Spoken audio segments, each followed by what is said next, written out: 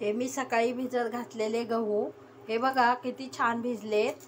आता हे मी कुकरला लावते, 4 शिट्ट्या घेते आणि नंतर फोडणी द्यायची। मग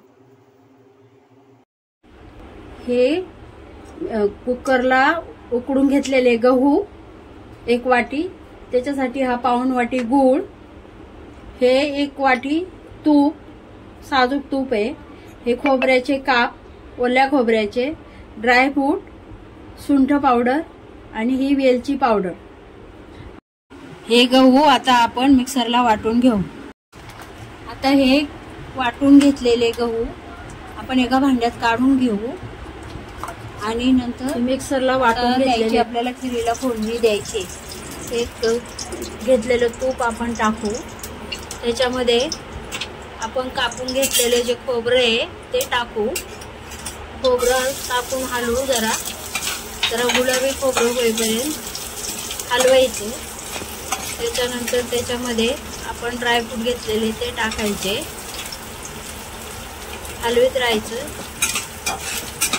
चांगलं हलवून घ्यायचं होईपर्यंत। जरा अजून थोडंसं हलवायचं, हलवून हो हलवून घ्यायचं। आणि आता आपण जो गूळ घेतलाय तो 1 वाटी गूळ टाकायचा। जरा गूळ थोडासा असा हलवून जरा विरघळून द्यायचा। विरघळायचा तो गूळ विरघळल्यावर जे आपण मगाशी वाटून घेतलेले जे गहू आहेत ते गहू आपण त्याच्यामध्ये टाकायचे, चांगलं हलवून घ्यायचं। गूळ आणि गहू मिक्स होतील असं हलवून घ्यायचं, हलवून राहायचं। दोन्ही चांगले मिक्स करायचे चमच्याने।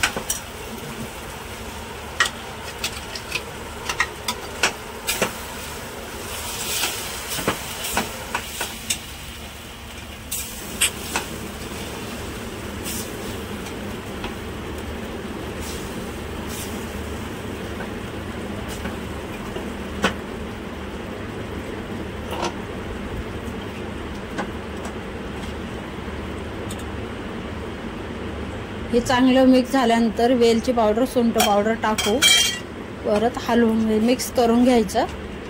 व्यवस्थित मिक्स करत राहायचं चांगलं, उकळी येईपर्यंत मिक्स करायचं। चांगली उकळी येऊन द्यायची।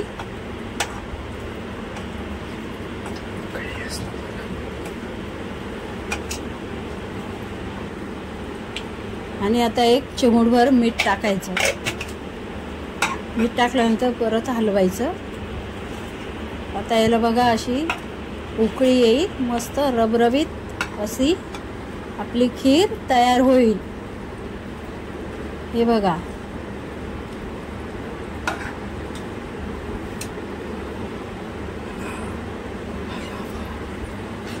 ही आपली खीर झाली। हे बघा, आता